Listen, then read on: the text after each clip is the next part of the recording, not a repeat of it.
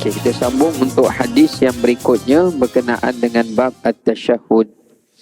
Dalam riwayat Abu Musa al-Ash'ari radhiyallahu an, atau nama sahabat ini adalah Abdullah bin Qais radhiyallahu an. Beliau daripada kalangan al-Ash'ari yang mana yang berasal daripada Yaman. Bismillahirrahmanirrahim. Assalamualaikum warahmatullahi wabarakatuh.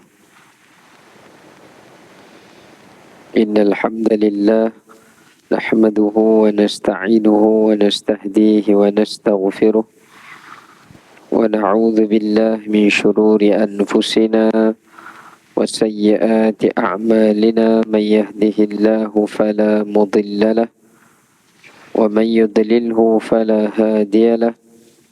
أشهد أن لا إله إلا الله وحده لا شريك له وأشهد أن محمدا عبده ورسوله.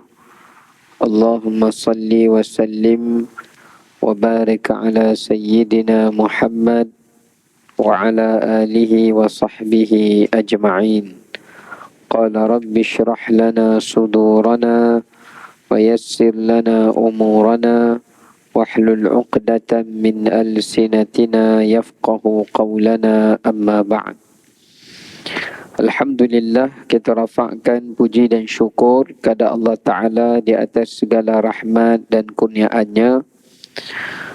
Pada malam ini kita masih lagi diberikan nikmat iman dan nikmat Islam, dan di atas taufik dan hidayah daripada Allah Subhanahu wa Ta'ala, dapat kita bersama-sama pada malam ini menunaikan ibadah salat fardu maghrib berjemaah, dan kita juga diberikan peluang untuk dapat kita duduk beriktikaf dan menunggu di antara waktu salat Isyak dan juga waktu salat maghrib dan Isyak, dan seterusnya untuk kita menyambung kembali pengajian kitab kita berkenaan dengan kitab Al-Adhkar. Baik, pada malam ini kita akan menyambung, tempoh hari kita dah bincangkan berkenaan dengan perihal yang berkaitan dengan doa kunut. Jadi untuk malam ini kita akan menyambung semula untuk sambungan yang berikutnya. Baik.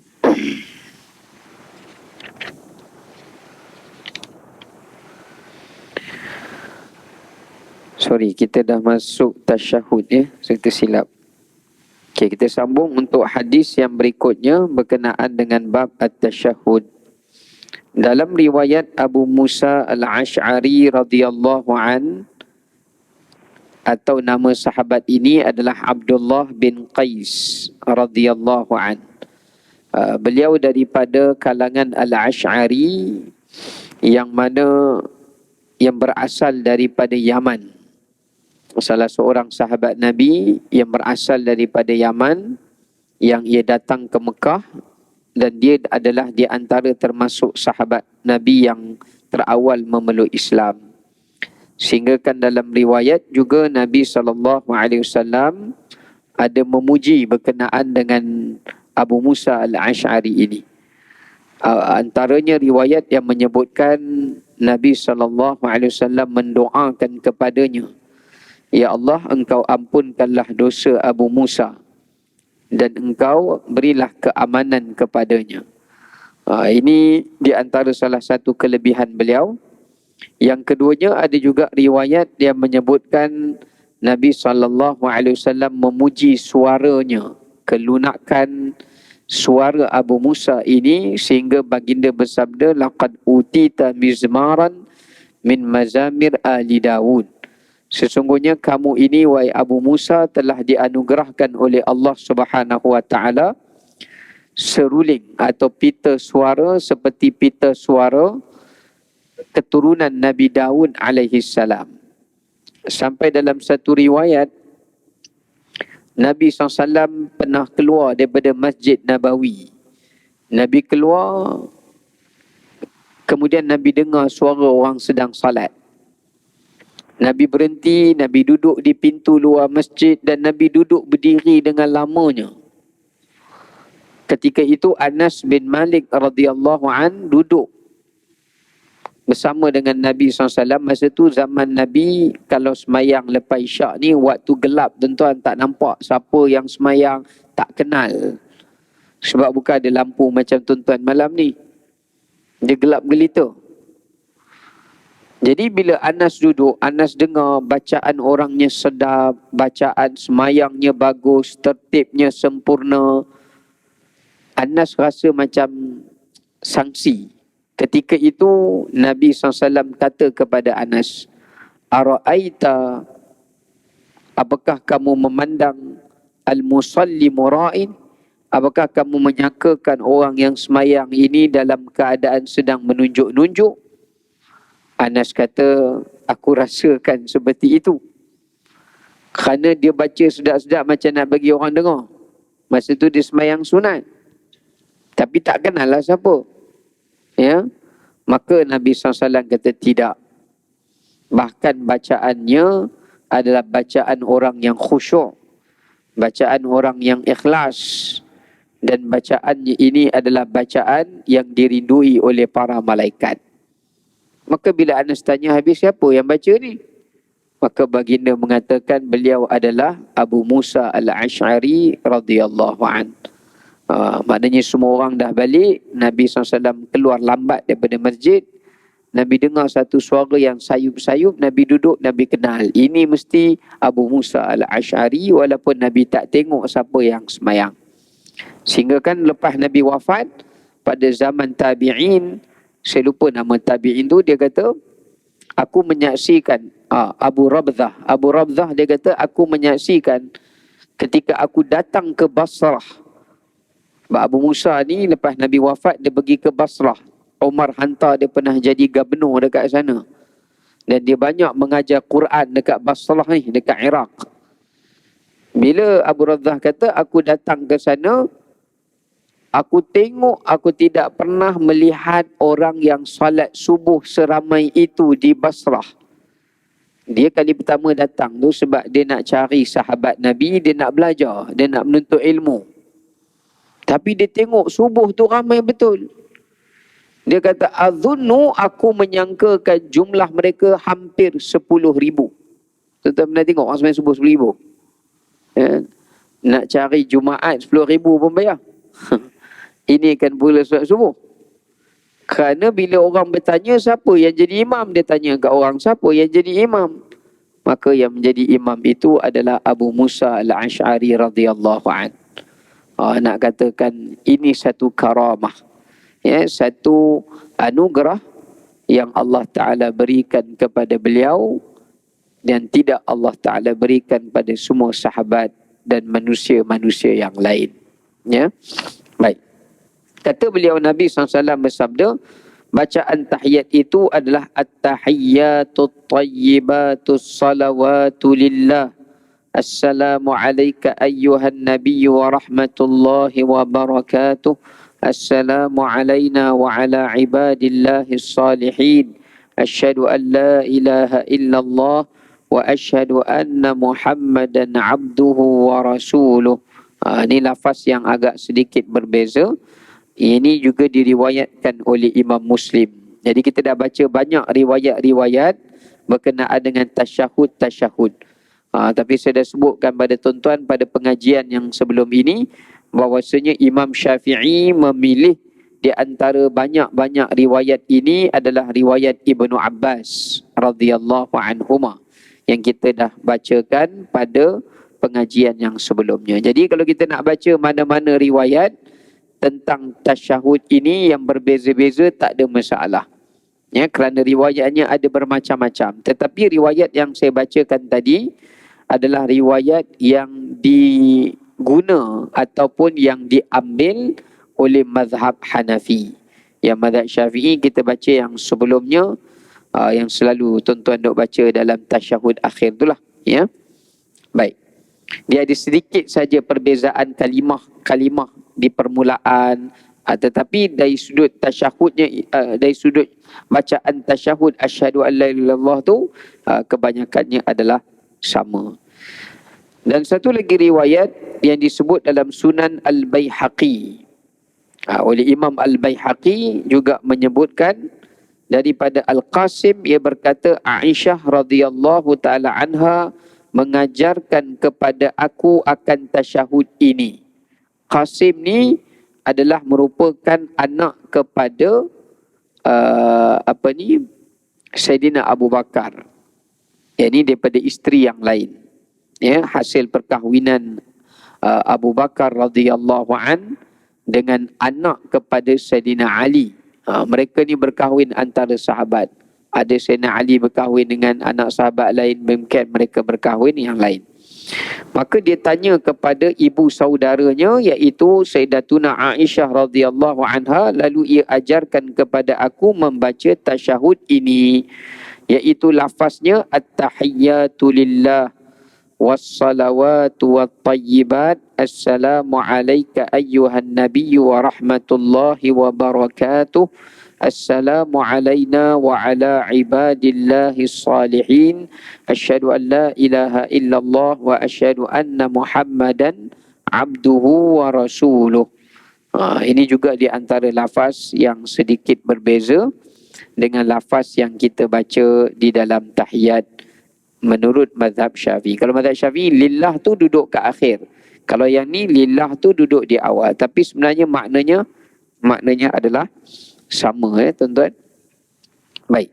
Adapun riwayat yang seterusnya. Kenapa riwayat ini berbeza-beza? Ini menunjukkan dalam setiap solat Nabi SAW, Nabi membaca tasyahud ini dengan lafaz yang berbeza-beza. Sebenarnya dia hampir sama, tapi ada sedikit saja yang berbeza dekat situ. Ya. Tapi jangan tuan-tuan tambah pula perkataan yang lain, tu tak boleh. Kerana dia termasuk daripada rukun qauli. Yang tak boleh diubah, seperti mana kita mengucapkan lafaz takbiratul ihram. Ya. Baik. Cuma mana-mana daripada lafaz yang saya bacakan ini, tuan-tuan boleh pilihlah mana yang mudah untuk kita baca dan yang kita hafal. Ya, kalau kita memadai dengan satu hafalan saja bagi satu tasyahud akhir, sudah cukup. Walaupun kita tidak menghafal yang selainnya. Tapi kalau kita boleh hafal yang selainnya, maka itu lebih baik kalau kita boleh bawa di dalam solat-solat kita, sama ada daripada solat yang fardu ataupun di dalam solat yang sunat. Sebab kalau kita baca dalam kitab Imam Syafi'i juga bawa semua riwayat tasyahud ini. Cuma Imam Syafi'i kata yang aku pilih yang pertama, iaitu riwayat Ibnu Abbas. Kenapa saya dah huraikan pada tuan-tuan dulu? Sebab Ibnu Abbas ni sepupu Nabi SAW. Jadi dia lebih dekat dengan Nabi. Yang kedua adalah kerana ia termasuk di antara tasyahud yang kalau tuan-tuan bandingkan antara lafaz-lafaz tasyahud ini, tasyahud itu adalah lebih penuh lafaz dan kalimahnya. Kalau tasyahud lain tu ada beberapa kalimah yang tidak ada, seperti kalimah mubarakat, tidak ada dalam tasyahud lain. Jadi sebab tu Imam Syafi'i memilih tasyahud yang kita selalu duk baca di dalam tahiyat akhir kita tu. Ya. Baik, tapi kalau kita baca mana-mana daripada ini pun tak ada masalah. Kerana Imam Syafi'i pilih salah satu tu untuk memudahkan bagi kita. Kalau kita nak hafal semuanya, mungkin kita tak mampu. Jadi memudahkan dalam kita nak beramal, ada satu daripadanya yang menjadi kelaziman kita. Adapun riwayat yang seterusnya, kami meriwayatkan dalam Muwatta' Imam Malik, dalam Sunan Al-Baihaqi juga ada, daripada Abdurrahman bin Umar Al-Qariyi, ia mendengar Sayyidina Umar ibn Al-Khattab radhiyallahu an ketika sedang berada di atas mimbar, beliau mengajarkan manusia tentang bacaan tasyahud ini. Katanya, ucaplah lafaz at-tahiyyatu lillah, az-zakiyatu lillah, at-tayyibatus salawatu lillah, assalamu alayka ayyuhan nabiyyu wa rahmatullahi wa barakatuh, assalamu alayna wa ala ibadillahi salihin, asyhadu an la ilaha illallah wa asyhadu anna muhammadan abduhu wa rasuluh. Ini pun satu lagi lafaz yang berbeza. Cuma kalau kita bandingkan antara lafaz-lafaz tadi, dalam tasyahud ini ada tambahan perkataan az-zakiyat. Yang mana dalam lafaz tasyahud yang lain tidak ada perkataan az-zakiyat.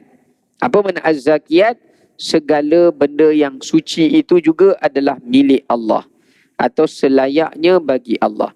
Ini adalah lafaz tasyahud yang popular dan dipilih dalam mazhab Maliki. Ini mazhab Maliki pula. Yang tadi tu mazhab Hanafi. Ya? Baik. Jadi kalau tuan-tuan tengok orang yang bermazhab Maliki di Morocco dan sebagainya, mereka baca bacaan tasyahud tu agak sedikit berbeza dengan kita. Bezanya tak ada, melainkan ada perkataan az-zakiyat saja. Yang lain semua sama. Ya, dia ada tambahan perkataan az-zakiyat, tapi dia tak ada perkataan al-mubarakat. Kalau mazhab Syafi'i ada al-mubarakat, tidak ada lafaz az-zakiyat. Tu beza dia. Ya. Baik. Kemudian tuan-tuan dirahmati oleh Allah, ada satu lagi riwayat yang dibawakan oleh Imam Nawawi juga dekat sini. Sebagai lafaz bacaan tasyahud yang terakhir. Kami juga meriwayatkan daripada kitab Muwatta' Imam Malik. Imam Malik ni guru Imam Syafi'i. Ya, guru Imam Syafi'i iaitu Malik bin Anas yang meninggal dunia pada abad yang ke-10. Ya. Imam Syafi'i merantau pergi ke bumi Madinah semata-mata nak belajar dengan Imam Malik. Ya, sebab Imam Malik ni satu-satunya ulama yang tak pernah keluar daripada negeri dia. Dia tak pernah keluar daripada Madinah. Ya, dia duduk di Madinah. Bila orang tanya kepada Imam Malik, kenapa tak keluar daripada Madinah? Imam Malik kata, aku ingin duduk di bumi tanah di mana tempat Nabi SAW hidup. Dia takut kalau dia keluar daripada Madinah, dia meninggal di luar Madinah, jadi dia risau.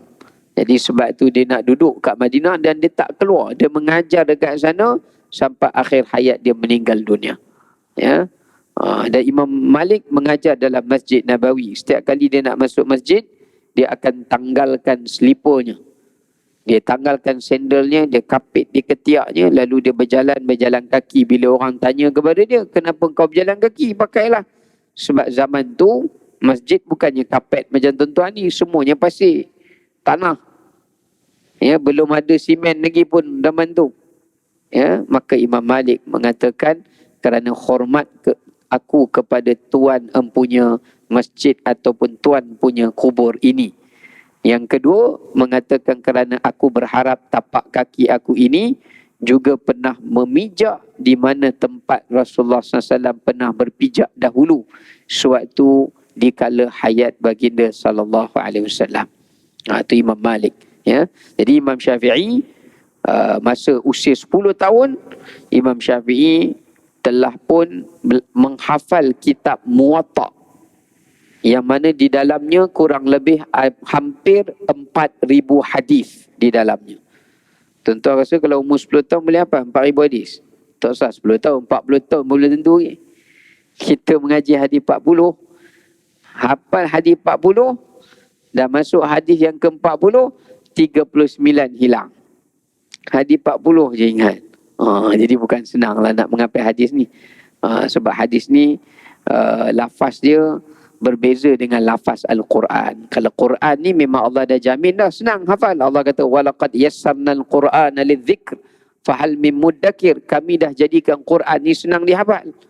Tapi hadis Nabi SAW tak semestinya semua orang boleh hafal. Sebab lafaz-lafaznya tidaklah seirama atau gaya bahasanya semudah ayat-ayat Al-Quranul Karim. Ya. Baik. Okey, kemudian dikatakan ini juga riwayat daripada tadi daripada Sayyidina Umar. Ini daripada anak Sayyidina Umar, Abdullah ibnu Umar radhiyallahu anhuma. Ia berkata, aku selalu mendengar tasyahud ini dibaca oleh Nabi SAW. Maka aku menghafalnya, iaitu Bismillah, At-tahiyyatu lillah, As-salawatu lillah, Az-zakiyatu lillah, Assalamu ala nabi wa rahmatullahi wa barakatuh, Assalamu alayna wa ala ibadillahi salihin, Syahidtu an la ilaha illallah syahidtu anna Muhammadar Rasulullah. Maka ini riwayat yang sedikit berbeza daripada riwayat-riwayat yang kita bacakan sebelum daripada ini, tuan-tuan. Sebab kalimah-kalimah dia itu ada sedikit perbezaannya. Kalau kita tengok, misalnya dia mula dengan perkataan Bismillah sebelum baca tasyahud akhir tu. Kemudian dia setiap perkataan tu ada lillah. Kalau mazhab Syafi'i kata at-tahiyyatul mubarakatus salawatut tayyibat, lillah tu di akhir. Dia setiap lafaz tu ada lillah. At-tahiyyat lillah, as-salawat lillah. Dia semua bagi setiap perkataan tu ada lillah. Kemudian yang kedua bezanya, dia tak kata assalamu alaika. Dia baca assalamu alan nabi. Ada yang mengatakan hadis ni bukannya Abdullah bin Umar dia dengar daripada Nabi SAW. Tetapi Abdullah bin Umar dia baca lafaz hadis itu secara mauquf. Maknanya dia kata Nabi baca begitu. Baginda Nabi SAW baca begitu. Tapi ada ulama berpendapat mengatakan ini adalah pendapat Abdullah bin Umar. Sebab lafaz dia saja berbeza dengan semua lafaz-lafaz tahiyat yang lain. Sebab dia tak kata assalamu alaika. Dia baca assalamu alan nabi wa rahmatullahi wabarakatuh. Kerana ada orang tanya Ibnu Umar, kenapa kamu baca alan nabi? Sebab dia kata Nabi dah wafat. Nabi dah wafat. Masa Nabi hidup, kita baca assalamu alaika ayyuhan nabi. Nabi jadi imam kat depan, kita baca tasyahud kat belakang, kita bagi salam. Salam sejahtera ke atas kamu wahai Nabi. Nabi ada. Nabi hidup lagi masa tu. Ni setiap kali kita sembahyang belakang Nabi, kita bagi salam kat Nabi. Nabi depan. Kalau Nabi tak ada kat depan pun, Nabi kat tempat lain pun, Nabi masih hidup. Tapi dia kata sekarang Nabi dah wafat. Bila Nabi dah wafat, kamu tu adalah perkataan mukhatab untuk kita bercakap dengan orang yang hidup. Kalau orang yang dah wafat, kita tak boleh guna perkataan kita sebut perkataan alan Nabi, ke atas Nabi. Salam sejahtera ke atas Nabi. Maksudnya Nabi Muhammad SAW. Ya. Jadi itu ada yang mengatakan ini adalah pendapat Abdullah bin Umar, ataupun setengahnya menyandarkan ia kepada pendapat Abdullah ibnu Mas'ud. Tetapi ini riwayat yang disebut oleh para ulama sebagai riwayat yang sedikit berbeza dengan majoriti riwayat. Oleh kerana dia berbeza jauh dengan majoriti riwayat, maka riwayat ini tidak dipilih sebagai riwayat dalam mana-mana mazhab. Ya. Baik. Okey, kemudian tuan-tuan rahmati oleh Allah, disebutkan di sini perlu diketahui bahawa boleh bertasyahud dengan salah, ini kata Imam Nawawi ya, bahawa boleh bertasyahud dengan salah satu di antara lafaz tasyahud yang telah disebutkan tadi. Tetapi kata Imam Nawawi, Imam kita Asy-Syafi'i dan ulama-ulama lainnya memilih padanya yang paling utama adalah riwayat daripada Ibnu Abbas. Kerana padanya adanya tambahan satu perkataan yang tidak ada pada mana-mana riwayat lafaz tasyahud yang lain, iaitu lafaz perkataan al-mubarakat, Maha pemilik berkat. Allah itu mempunyai keberkatan. Okey, maka disebabkan kerana itulah kata Imam Nawawi, lafaz inilah yang dipilih oleh Imam Asy-Syafi'i. Baik. Selesai tuan-tuan, maknanya yang penting kita kena bacalah sebab ia termasuk daripada rukun qauli. Cuma kalau ada orang baru masuk Islam, baru-baru ni orang tanya juga, orang tu baru masuk Islam, tasyahud akhir dia tak hafal lagi, apakah dia tak perlu semayang ataupun dia kena semayang? Tapi dia tak hafal lah, sebab bukan senang nak mengapai tasyahud akhir ni, panjang juga tuan-tuan. Kita tak apalah mengapai daripada kecil. Ini dia besar dah baru masuk. Apakah gugur baginya bacaan rukun qauli itu atau bagaimana? Ataupun termasuk juga satu perbahasan juga di mana dibincangkan. Selain daripada orang yang baru masuk Islam, termasuklah juga misalan contohnya orang yang mana dia dah nyanyuk. Bukanlah nyanyuk, ialah dia ada masalah gangguan akal dia. Dia bukannya hilang akal, dia berakal. Tapi dah banyak daripada apa yang dia hafal tu dia lupa. Baru ni ada satu orang, dia tanya, dia jaga mak dia. Mak dia dah 90 lebih tahun. Tapi kalau tanya 5 waktu solat tu dia ingatlah subuh, zuhur, asar, maghrib, isyak. Tapi kalau nak suruh dia baca apa yang ada dalam bacaan-bacaan solat dia itu, yang tu dia tak ingat. Ada diingat sikit, lepas tu dia lupa. Ada diingat, ada dia tak ingat. Ada kalimah yang diingat, maknanya terputus-putus lah. Ya. Ada kalimah yang gugur, ada yang ada. Macam mana tu? Jadi, dia tak perlu semayang ke? Sebab tu dalam bab semayang ni tuan-tuan, saya selalu ingatkanlah, kita sebenarnya yang paling penting, kalau tuan-tuan tengok dalam akhir hayat Nabi SAW, sebelum Nabi wafat, antara benda yang Nabi wasiatkan adalah semayang. As-salah wa ma malakat aimanukum. Nabi kata, semayang. Dan hamba-hamba yang kamu milik. Setengah riwayat Nabi pesan kepada isteri-isteri, jagalah, bertakwalah kamu pada isteri kamu. Tapi saya terfikir, kenapa Nabi sebut tentang semayang? Nabi nak wafat tu, Nabi cerita, Nabi ingatkan tentang semayang. Nabi tengok sahabat dah semayang belum. Nabi terjaga daripada pengsan, tanya Aisyah, dah semayang ke belum? Nabi dah tanya yang tu. Saya terfikir, padahal semayang ni kan, sahabat dah semayang masa Isra' Mi'raj lagi. Sebelum Nabi hijrah ke Madinah lagi, mereka dah semayang. Kenapa Nabi nak kena ingatkan lagi? Mereka ni memang jaga semayang.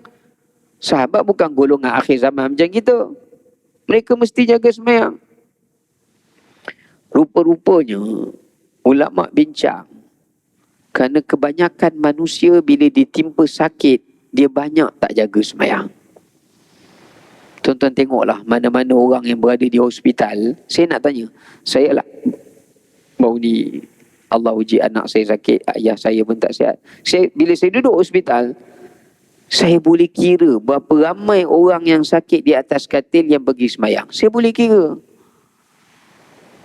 Tak sampai 5% pun ada. Walaupun kat hospital tu mesra ibadah, ada debu tayamum, ada. Tapi orang tak semayang. Ialah kita tak bolehlah nak mengharapkan jururawat tu pula yang ingatkan orang tu semayang. Semayang ni kita kena ingat sendirilah. Sebab tu kita kena ingat, Allah menilai kita pada pengakhiran kita. Kalau masa muda kita semayang, dah tua semayang, mai sakit nak mati tu tak semayang, problem. Masalah. Itu ada masalah. Ada orang masa sakit pun semayang. Nabi SAW masa sakit pun Nabi semayang. Walaupun Nabi tak dapat berjemaah, Nabi semayang. Dalam riwayat juga kata, bila Nabi tak boleh bangun semayang malam, waktu duha, Nabi qada balik semayang malam Nabi. Nabi ganti. Walaupun tak boleh bangun waktu malam. Nak katakan, masa sakit yang boleh bawa mati ni, ramai orang tinggalkan salat. Kadang-kadang kita yang jaga orang sakit pun, kita pun tak bimbing dia semayang. Ini masalah. Bahkan kita pula bagi mufti, mak tak payah semayang lah, mak sakit teruk lah. Siapa aja? Ulama kata syarat gugur semayang ni, kafir, tak berakal, tak balik. Maknanya kalau dia tu kafir, tu tak wajib lah. Selagi mana ada akal, dia kena semayang. Sakit pun tak gugur semayang. Teruk macam mana pun tak gugur. Dia kena semayang mengikut kemampuan dia. Nak kata tak boleh, takkan tak boleh. Dah 90 lebih lah, tak boleh apa lagi. 70 lebih, 80 lebih, takkan tak boleh lagi. Tu terlebih balik nama dia. Baik. Dan dia mestilah seorang yang berakal. Maknanya benda ni wajib ke atas dia. Mukallaf ni mana kena berakal lah. Jadi selagi mana dia, katakanlah dia ingat sekejap, tak ingat sekejap, Kita tak tahu masa mana dia ingat, ada masa dia tak ingat. Dia boleh jamak semayang. Bagi orang sakit ni, ada perbahasan ulama bagi yang saja-saja jamak tu tak boleh lah. Kalau dia sakit, masa zuhur tu akal dia waras. Mak, semayang, mak ingat kan? Ingat, buat jamak sekali dengan asar. Jamak, tamam. Takdim ke. Sekarang masuk asar, dia dah nyanyuk lah. Tak bolehlah kita bila tengok dia nyanyuk waktu asar, mak tak wajib semayang. Siapa ngajar? Tak ada ulama kata macam tu. Sebab waktu lain dia waras, maka dia tetap kena semayang.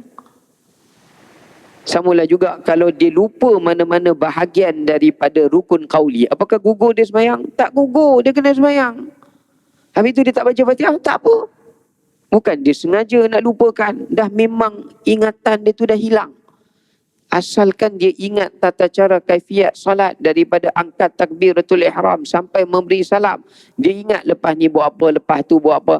Walaupun Fatihah kadang-kadang dia baca ada ayat tertinggal. Itu satu keudhuran. La yukallifullahu nafsan illa wus'aha. Allah terima seadanya. Macam itulah juga tasyahud akhir pun. Tapi untuk kita bermudah-mudah kata tak perlu sembahyang, yang tukang cakap ni kena jawablah di hadapan Allah esok. Esok mak dia kata, saya tak kena sembahyang. Anak yang jaga saya kata macam tu. Allah tanya, siapa suruh? Tanggung dosa mak kamu tak sembahyang, bawa masuk neraka. Kacau. Jadi sebab itu, orang yang nak jaga orang sakit pun kena ada ilmu. Bukan ilmu kedoktoran, merawat tu sahaja. Tetapi juga ilmu yang berkaitan dengan agama. Macam mana kita nak ingatkan orang sakit supaya ingat kepada Allah Subhanahu Wa Taala. Kita tak boleh harapkan orang sakit kita tahu. Sebab ketika dia sakit, dia lemah, pergantungan daripada Allah pun tak kuat. Sebab itulah Nabi Ayub alaihi salam pun pernah mengadu dalam Quran, anni massaniya syaitan binusbin wa azab. Ya Allah, aku ni diganggu oleh syaitan. Itu tara Nabi Ayub. Bukannya kita yang takat nama Ayub ni. Nabi Ayub pun diganggu oleh syaitan untuk dilemahkan semangat baginda, keyakinan baginda, pergantungan baginda kepada Allah Subhanahu Wa Taala. Ini sebab tu kita kena jaga benda-benda ini. Baik. Kemudian tuan-tuan rahmati oleh Allah Subhanahu Wa Taala. Kita lihat sambungan di sini. Memilih satu macam tasyahud atau menghilangkan sebahagian lafaznya. Apa hukum dia? Contohnya kita baca tasyahud tu, tahiyat tu, kita ada gugurkan beberapa kalimah daripadanya. Apakah sah bacaan itu? Diperbolehkan memilih salah satu di antara 3 tasyahud yang pertama yang telah disebutkan. Yang sebelum inilah kita belajar. 3 tasyahud pertama yang Imam Nawawi susun tu, itu tasyahud yang paling afdal dalam mazhab Syafi'i. Ya, iaitu riwayat Ibnu Abbas, riwayat Ibnu Mas'ud, dan juga ada satu lagi riwayat yang kita bacakan tadi, riwayat Abu Musa. Kemudian, seandainya dibuang salah satu kalimah daripada tasyahud itu, apakah sah salatnya? Ini terdapat perincian di kalangan para ulama. Contoh dia baca at-tahiyyatul mubarakat, patutnya as-salawatu. Dia tertinggal at-tahiyyatul mubarakatut tayyibatu lillah. Salawat tak ada. Sah tak semayang dia? Ni baca time mengantuk. Main musim tarawih banyak geng-geng macam ni. Imam baca panjang, dia main tahiyat akhir tu, dia dah mamai dah. Dia tak tahu at-tahiyyat, terus asyhadu an la ilaha illallah. Hilang habis semua. Rangkap pertama tu, kata-kata pendahuluan tu tak ada. Hilang. Dia main terus syahadah terus. Apa hukum dia? Ya. Perlu diketahui bahawa lafaz seperti az-zakiyat, at-tayyibat, as-salawat, al-mubarakat. Perhatikan. Itu adalah kalimah sunnah. Apa maksud sunnah? Tak wajib. Sunnah. Sebab dia kata-kata pujian. tambahan. Tapi perkataan at-tahiyyat, yang tu tak boleh. Sebab itu permulaan pemujian kepada Allah. Yang tu tak boleh tinggal. Yang belakang-belakang tu untuk menambahkan lagi pujian atas pujian, itu sunat. Jadi perhatikan, kalau dia baca at-tahiyyatu lillah asyhadu an sah tak? Sah semayang dia. Tapi kalau dia tertinggal salah satu daripada kalimah tadi, al-mubarakat ke, as-salawat ke, at-tayyibat ke, az-zakiyat ke, itu adalah sunat membacanya. Bukan menjadi syarat tasyahud itu. Mesti kena sebut semua perkataan itu. Tapi kalau kita sebut, baguslah. Janganlah masalah orang kita ni bila kita kata dia sunat, saya bagus Ustaz. Saya kalau boleh nak buat qasar. Saya qasarkan bacaan tasyahud ni biar bagi lagi pendek. Yang ni tak ada adab. Orang yang tak ada adab dengan Allah Ta'ala. Patutnya puji Allah ni kenalah lebih. Dalam semayang ni lebih-lebih lagi lah kena puji Allah sebab kita menghadap dia. Ni dalam luar semayang pun malas puji, main dalam semayang pun tak mau puji. Ini kurang adab. Bahasa kita panggil kurang asap. Ya, maknanya nak menunjukkan orang yang kita nak harapkan semayang kita tu Allah terima, jadi kita pujilah Allah Ta'ala lebih. Ya. Maka sekiranya dia meringkaskan perkataan bacaan tasyahud itu dengan lafaz at-tahiyyatu lillah, terus assalamu alayka ayyuhan nabi, maka sah bacaan tasyahudnya. Atau kalau dia ganti perkataan tahiyat tu dengan at-tayyibatu lillah, atau al-mubarakatu lillah, atau az-zakiyatu lillah, satu saja, yang lain dia tak baca, boleh sah ibadat salatnya.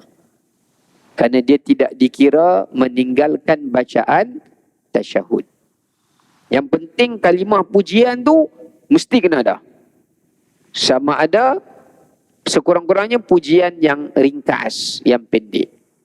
Jadi kalau kita nak ajak orang-orang yang baru masuk Islam, kita bagilah yang versi pendek. Nanti bila dia dah lancar, kita tambahkan sampailah ia menjadi sempurna. Tapi kalau dia orang bijak, dia orang cerdik, cepat hafal, kita suruhlah dia baca hafal semua sekali.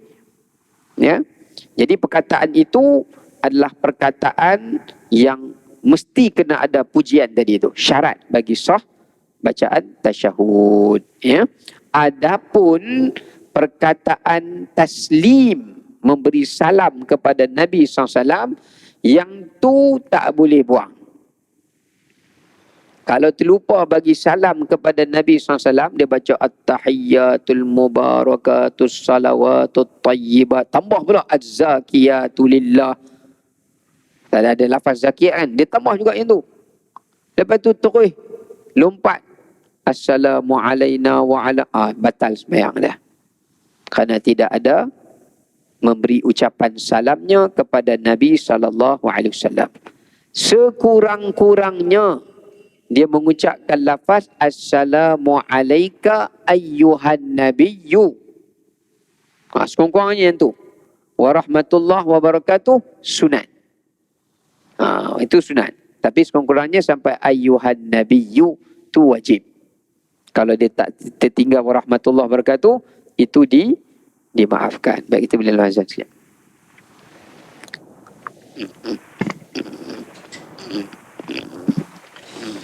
Allahu Akbar, Allahu Akbar, Allahu Akbar, Allahu Akbar. Ashhadu an la ilaha illallah. Ashhadu an la ilaha illallah.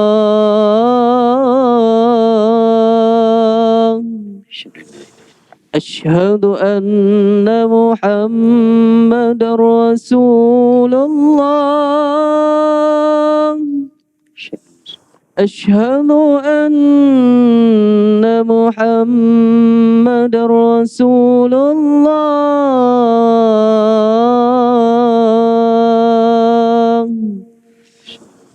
حي على الصلاة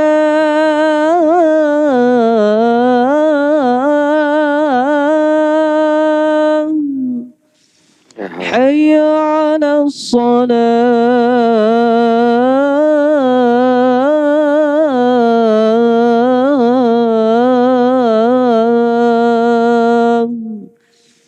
حي على الفلاح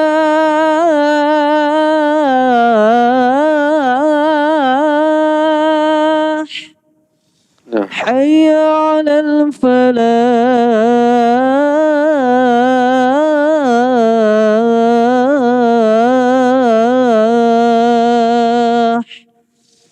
الله أكبر